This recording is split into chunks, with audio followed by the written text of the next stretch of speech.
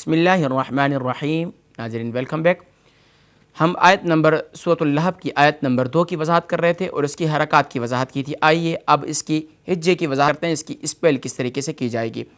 ناظرین آیت نمبر 2 ہے ما اغنی عنہ مالہ وما کسب۔ میم پر زبر کی علامت موجود ہے اور اس پر الف ہے، آگے اس پر مد کی علامت موجود ہے، تو ہم صرف اور صرف الف کو پڑھیں گے، مد کو نہیں پڑھیں گے۔ تو میم الف زبر ما، اس کو کھینچیں گے ضرور لیکن مد کا نام نہیں لیں گے۔ میم الف زبر ما، حمزہ غین زبر اغ، ما اغ، نون کھڑا زبر نا، ما اغنا، عین کو نون سے ملائیں گے، عین نون زبر عن، ہا پیش ہو، عنہ، ما اغنا عنہ۔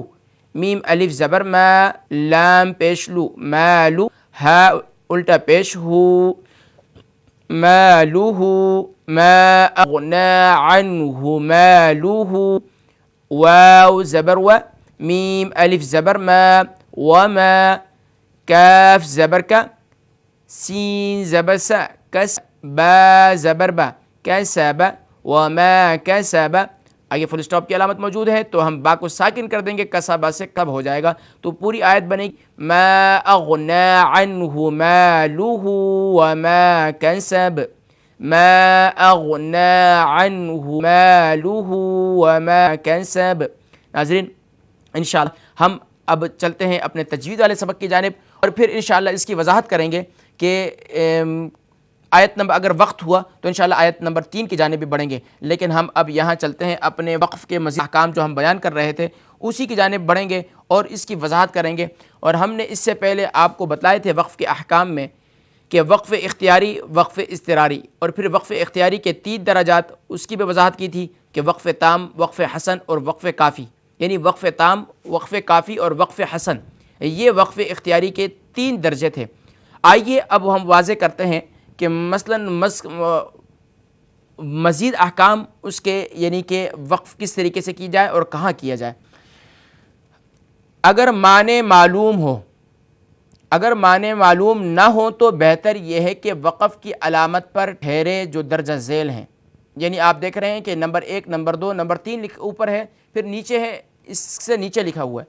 اگر معنی معلوم نہ ہو تو بہتر یہ ہے کہ وقف کی علامت پر ٹھہرے جو ہے درجہ ذیل ہیں، یعنی جو نیچے ہم بیان کریں گے، وہ کہہ رہے ہیں کہ ہم جو نیچے بیان کریں گے، صاحب کتاب فرما رہے ہیں کہ جو نیچے ہم بیان کریں گے آپ وہ ذہن میں رکھیے گا کہ اگر معنی معلوم نہ ہو لیکن وہاں آپ ٹھہرنا چاہتے ہیں تو وہ کون سی علامات ہیں جہاں پر آپ ٹھہریں گے۔ نمبر 1، آیت کا نشان یعنی گول دائرہ، آیت کا نشان یعنی گول دائرہ اکثر موجود ہوتا ہے، یہ وقف کرنے کا سب سے بہترین موقع ہے۔ آیت کا نمبر 1، آیت کا نشان یعنی گول دائرہ، یہ وقف کرنے کا سب سے بہترین موقع ہے۔ نمبر 2، میم، طا اور جیم، ان کے علاوہ باقی علامات مثلا قاف، صاد وغیرہ ضعیف ہیں، یعنی یہاں کمزور ہیں، ان پر یعنی قاف، صاد وغیرہ پر آپ وقف کرنا اچھا نہیں ہے، بہتر نہیں ہے، بلکہ بعض میں تو نہ رکنے کی طرف اشارہ کیا ہے، یعنی آپ اتنا ذہن میں رکھیے گا گول دائرہ ہے تو آپ نے وہاں رکنا ہے، گول دائرہ ہے اور وہاں آپ نے رکنا ہے، اور اس کے بعد گول دائرہ ہے اور اس پر آپ نے رکنا ہے، اور اس کے بعد طا، میم اور جیم، میم، طا، جیم، یہاں آپ نے رکنا ہے، اور گول دائرہ جہاں پر ہوگا وہاں آپ رک سکتے ہیں، لیکن قاف اور صاد وغیرہ ہو تو یہاں رکنا بہتر نہیں ہے، اور بعض جگہ پر تو رکنے سے منع فرمایا۔ پھر نمبر 3 ہے 3 نقاط جو ہر دفعہ قریب قریب 2 جگہ پر ہوتے ہیں، اور حاشیہ میں لفظ، حاشیہ یعنی کہ قرآن کریم کے کنارے پہ لکھا ہوتا ہے، جہاں آیات یعنی کہ جو وائٹ سائڈ ہوتی ہیں، سائٹ پہ جو سائٹ ہوتا ہے وہاں پر لکھا ہوتا ہے یہ لفظ میم عین عین، اس کو کہتے ہیں مع، یہ لکھا ہوتا ہے معانقہ لکھا ہوتا ہے، یہاں دونوں میں سے ایک پر رکنا ہوتا ہے۔ ذہن میں آئی بات کہ 3 نقاط جو ہر دفعہ قریب قریب 2 جگہ پر ہوتے ہیں اور حاشیے میں لفظ مع یا معانقہ لکھا ہوتا ہے، یہاں دونوں میں سے ایک پر رکنا ہوتا ہے، یہ بھی ذہن میں رکھیے گا۔ پھر نمبر 4 ہے کہ بعض وقف کے موقعوں پر حاشیے میں یہ الفاظ لکھے ہوتے ہیں، بعض وقف کے موقعوں پر یعنی جہاں علامات وقف ہیں، جہاں اسٹاپ کیا جاتا ہے، وہاں پر حاشیے میں یعنی سائٹ میں، جہاں قرآن کریم کی جو وائڈ سائٹ ہوتی ہے جہاں کچھ بھی نہیں لکھا ہوتا، تو وہاں پر یہ لکھے ہوئے ہوتے ہیں۔ کیا لکھا ہوتا ہے؟ وقف النبی صلی اللہ علیہ وسلم، وقف منزل، وقف منزل، وقف جبریل علیہ السلام، یعنی کہ ان جگہوں پر بھی آپ رک سکتے ہیں اور بہتر ہے رکنا۔ بعض وقف کے موقعوں پر حاشیے میں یہ الفاظ لکھے ہوتے ہیں، وقف النبی صلی اللہ علیہ وسلم، وقف منزل اور وقف جبریل علیہ السلام، یہ ذہن میں رکھیں۔ وقف غفران، ان میں سے پہلے 3 پر رکنا مستحب ہے اور چوتھے پر رکنا بھی بہتر ہے، یعنی پہلے 3 وقف النبی، وقف منزل اور وقف جبریل، اس پہ آپ رک سکتے ہیں، بہتر ہے۔ لیکن وقف غفران پر رکنا بھی بہتر ہے، لیکن اگر نہیں رکتے تو کوئی حرج نہیں۔ جب درجہ بالا جگہوں پر رکیں تو پیچھے سے دہرانے کی ضرورت نہیں، یعنی کہ وقف النبی، وقف منزل، وقف جبریل، اور یہ یہاں پر اگر آپ رک گئے تو آپ کو پیچھے سے دہرانے کی ضرورت نہیں، یعنی آیت کو جیسے کہ مثال کے طور پر میری طرف دیکھیے گا، جب آپ نے مثال کے طور پر الحمدللہ رب العالمین پڑھ لیا، اب یہاں پر مثال کے طور پر وقف النبی لکھا ہوا تھا، مثال کے طور پر، یہاں ہے نہیں لیکن مثال کے طور پر، پھر اگلی آیت آپ پڑھنا چاہتے ہیں تو یہ نہیں کہ آپ پچھلی آیت کو ملائیں گے، نہ الرحمن الرحیم بلکہ الرحمن الرحیم، تو یہ ذہن میں رکھیے گا، جب آپ نے پیچھے دوبارہ آپ کو لوٹانے کی، دہرانے کی ضرورت نہیں۔ اگر ایسی جگہ رکیں جہاں لا لکھا ہوتا ہے، یہ لام الف لکھا ہوتا ہے، یہاں رکنا مناسب نہ ہو تو وہاں پیچھے سے دیکھ رہے ہیں ناظرین، آپ میرے خیال سے تھوڑا سا کٹ رہا ہے، 1-2 الفاظ لوٹا کر پڑھنا چاہیے، جہاں لکھا ہوتا ہے لا وہاں پیچھے سے لوٹا کر پڑھنا چاہیے۔ اگر کسی کلمے کے درمیان میں کبھی بھی نہیں رکنا، یعنی اگر کسی کلمے کے درمیان میں کبھی بھی نہیں رکنا چاہیے، ایسا کرنا بڑی غلطی ہے، یعنی انہوں نے ایک توجہ دلائی ہے آپ کو کہ اگر کہیں کسی کلمے کے درمیان میں آپ رک گئے اور آپ کا سانس ٹوٹ گیا یا آپ کو کوئی عارضہ لاحق ہو گیا، یہ مثال کے طور پر کہیں انسان کا کوئی عمل انسان کو ایسا ضروری پیش آیا ہے جس کی وجہ سے آپ قرآن کریم بند کر کے اٹھنا ہے، تو اب آیت کو آپ کمپلیٹ کیجئے، لیکن اگر وہاں مثال کے طور پر سانس ٹوٹ جاتا ہے تو اب آپ آیت کو پیچھے جا کر لوٹائیں گے جہاں پر لا لکھا ہوا ہوتا ہے، تو یہ اتنا ذہن میں رکھیے گا۔ آج کے سبق میں، ہم تجوید کے سبق میں، آپ نے اتنی بات ضرور ذہن میں رکھنی ہے کہ جہاں گول دائرہ ہو، یعنی کہ جیسے کہ ابھی ہم نے بتلایا تھا کہ جہاں گول دائرہ ہوتا ہے فل اسٹاپ کی علامت، تو وہاں رکنا ہے، یہاں آپ کو کوئی نہیں کہ آپ نے دوبارہ لوٹانا ہے۔ دوسری بات، میم، جیم اور طا، میم، جیم اور طا، یہ 3 مقامات بھی ایسے ہیں کہ یہاں بھی آپ رک سکتے ہیں، آپ کو دوبارہ لوٹانے کی ضرورت، دہرانے کی پیچھے آیت کے ساتھ ملانے کی ضرورت نہیں ہے۔ اب ہے تیسری بات، وہ ہے وقف النبی، وقف جبریل اور وقف جبریل اور وقف منزل، وقف النبی، وقف منزل اور وقف جبریل، یہاں 3 مقامات پر رکنا مستحب ہے، 3 مقامات پر رکنا مستحب ہے، لیکن وقف غفران پر بھی آپ رک سکتے ہیں، کوئی حرج نہیں ہے، وقف غفران پر بھی کوئی حرج نہیں ہے، لیکن اگر آپ رک جاتے ہیں تو آپ کو دوبارہ لوٹا کر پیچھے سے پڑھنے کی ضرورت نہیں ہے۔ لیکن جہاں پر لا لکھا ہوتا ہے، لام الف ملا کر لا، تو یہاں اس کا مطلب ہے کہ یہاں آپ رک نہیں سکتے، اگر آپ یہاں سانس ٹوٹ گیا تو اب آپ دہرا کر یعنی پچھلی آیت کو ساتھ میں ملا کر پڑھیں گے۔ تو ناظرین، یہ کچھ تجوید کے ضروری سبق تھا جو میں سمجھتا تھا کہ وقف کے احکام کے اندر، کہ عموماً دیکھا ہے ہمارے ناظرین و سامعین کو قرآن کریم پڑھ رہے ہیں لیکن معلوم نہیں کہ وقف کہاں کرنا ہے، کہاں نہیں کرنا۔ اگر وہ ابتدائی ہیں، یعنی کہ معنی سے بالکل واقف نہیں، بغیر ترجمے والے قرآن میں پڑھ رہے ہیں، اور پھر وہاں وہ رکنا بھی چاہتے ہیں، لیکن علامات کو پہچاننا کہ کہاں پر وقف کیا جاتا ہے یہ بہت ضروری تھا۔ میں سمجھتا ہوں کہ ناظرین کو بتلانا یہ بہت ضروری تھا، اور الحمدللہ آپ نے امید ہے اس کو نوٹ بھی فرمایا ہوگا اور ساتھ ساتھ اس کو محفوظ بھی کیا ہوگا۔ ناظرین، اب آئیے ہم دوبارہ اپنے سورۃ اللہب کی آیت نمبر 3 کی جانب بڑھتے ہیں اور سورۃ اللہب کی آیت نمبر 3 کی وضاحت کرتے ہیں، اور پھر اس کی مشق بھی کرتے ہیں۔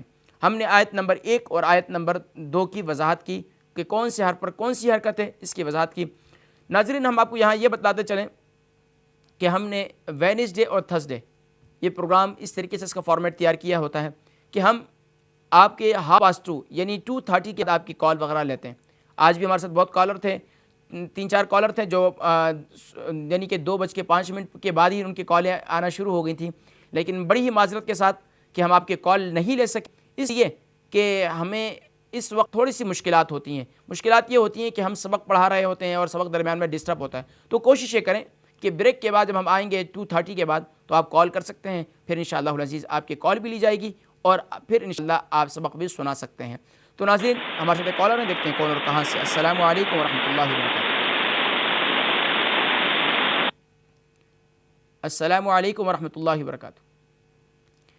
میرے خیال سے کال جو ہے وہ ڈراپ ہو چکی ہے۔ کوشش کر رہے ہیں کہ جب بھی آپ کال کریں تو کال کرتے وقت اپنی ٹی وی کی آواز کو ذرا سلو کر دیجئے، یا جس کمرے میں ہیں تو وہاں پر ایک تو یہ کہ ٹی وی کی آواز کو سلو کیجئے تو آپ کو پڑھنا بھی آسان ہو جائے گا، ہمیں سننا بھی اور جواب دینا آسان ہو جائے گا۔ بہت شکریہ۔ تو ناظرین، ہم آیت نمبر 3 کی جانب بڑھتے ہیں کہ آیت نمبر 3 کی وضاحت کرتے ہیں اور اس کی وضاحت کرتے ہیں کہ کون سے حرف پر کون سی حرکت ہے۔ میرے خیال سے غالباً ہم نے پچھلی آیت کی آیت نمبر 2 کی ہم نے اس کی پروننسیشن شاید واضح نہیں کی، شاید میں بھول رہا ہوں، لیکن انشاءاللہ دوبارہ کوشش کر لیتے ہیں، اس کی وضاحت کر دیتے ہیں، اس کی پروننسیشن یعنی اس کے مخارج کیا ہیں۔ پہلا حرف میم ہے، میم کا مخرج دونوں ہونٹوں کی خشکی سے ادا ہوتا ہے۔ پھر اس کے بعد الف ہے، الف جوف دہن یعنی منہ کے خالی حصے سے ادا ہوتا ہے۔ اس کے بعد ہے حمزہ، حمزہ کا مخرج یعنی باٹم آف تھروٹ سے ادا ہوتا ہے، گلے کے نیچے والے حصے سے۔ کالر ہیں، دیکھتے ہیں پہلے کون ہے۔ مولانا صاحب کس لفظ پہ رکنا ہے، کس پہ ٹھہرنا ہے، جانا ہے؟ السلام علیکم ورحمۃ اللہ وبرکاتہ۔ ڈریس پہ۔ السلام علیکم ورحمۃ اللہ وبرکاتہ۔ ہیلو، السلام علیکم۔ وعلیکم السلام ورحمۃ اللہ وبرکاتہ۔ میری بہن کون اور کہاں سے؟ جی میں مولانا صاحب کہہ رہی ہیں جو آپ بتا رہے ہیں کہ کس لفظ پہ رکنا ہے، کس پہ آگے، مطلب وہ ہمیں تجویز ساتھ بھیج سکتے ہیں ایڈریس پہ؟ انشاءاللہ آپ اپنا ایڈریس دے دیں، کوشش کر لیں گے جی انشاءاللہ۔ میں ایڈریس لکھا دیتی ہوں۔ Thank you very much. تو کون اور کہاں سے بات کر رہی ہیں؟ میں لیڈ سے بات کر رہی ہوں۔ لیڈ سے بات کر رہی ہیں، کیا نام ہے بہن؟ جی میرا نام فاطمہ۔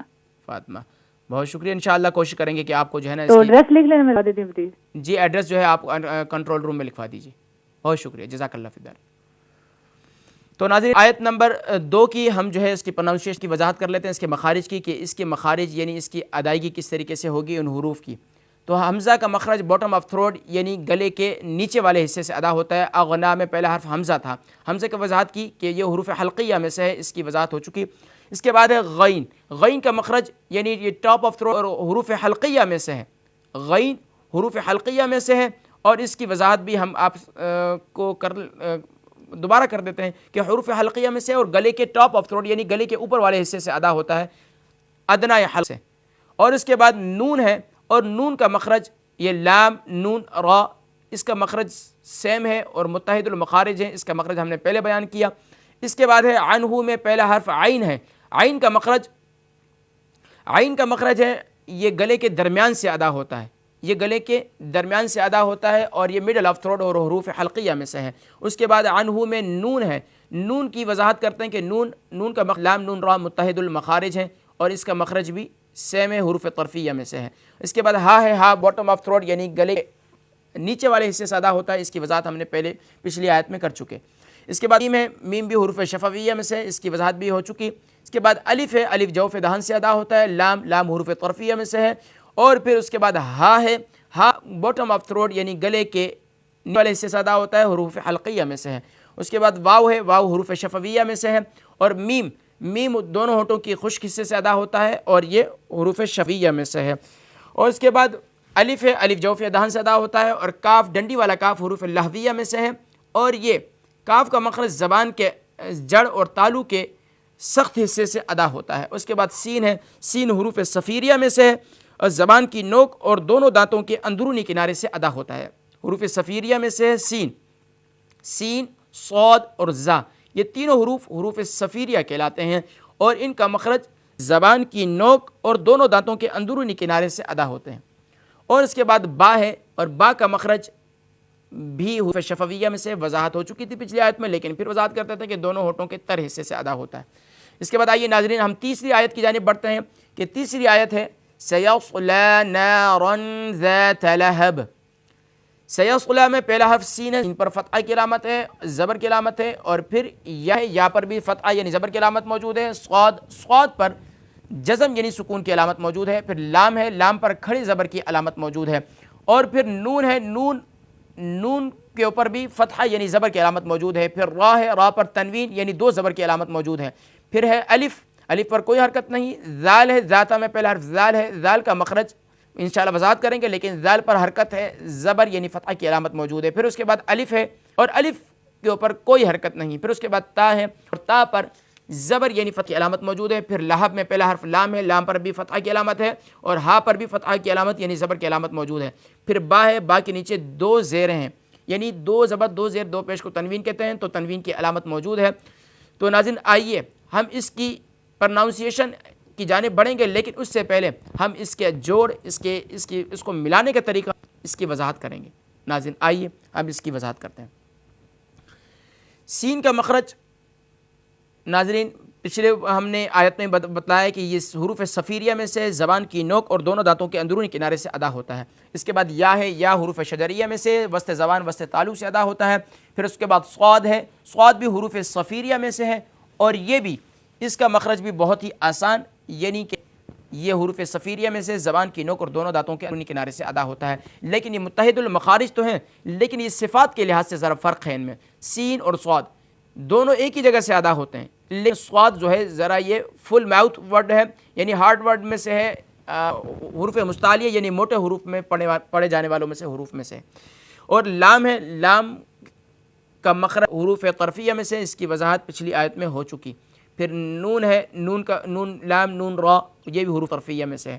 پھر اس کے بعد الف ہے، الف جوف دہن یعنی منہ کے خالی حصے سے ادا ہوتا ہے۔ پھر را ہے، اور را پر تنوین یعنی دو زبر کی علامت موجود ہے، اور را کا مخرج یہ لام نون را یہ بھی حروف طرفیہ میں سے ہے، اس کا مخرج بھی یہی ہے جو لام نون را کا مخرج ہے۔ پھر اس کے بعد الف ہے، الف بھی جوف دہن یعنی منہ کے خالی حصے سے ادا ہوتا ہے، اور اس کے بعد ذال ہے، ذال کا مخرج بھی واضح کریں گے، لیکن ذال کا مخرج بہت ہی آسان، یعنی حروف لثویہ میں سے ہے۔ یہ حروف لثویہ تین ہیں، ثا ذال ضا، زبان کا سرا اور اوپر کے دانتوں کے اندرونی کنارے سے ادا ہوتا ہے۔ زبان کا سرا اور اوپر کے دانتوں کے اندرونی کنارے سے، یعنی یہ زبان کا سرا ہے نوک، اور اوپر کے دانتوں کے اندرونی کنارے سے ادا ہوتا ہے، حروف لثویہ کہلاتے ہیں۔ یہ حرف پہلی دفعہ آیا ہے تو اس کو نوٹ فرما لیجئے، حروف لثویہ۔ باقی حروف تو ریپیٹ بار بار، تو امید ہے کہ آپ کے پاس ان کے مخارج بھی لکھے ہوں گے، لیکن انشاءاللہ پھر کسی پروگرام میں ہم دوبارہ سارے مخارج جو آپ کو نوٹ کروائیں گے۔ آج اتنا ذہن میں رکھیے گا کہ کون سا حرف کہاں سے ادا ہوتا ہے۔ حروف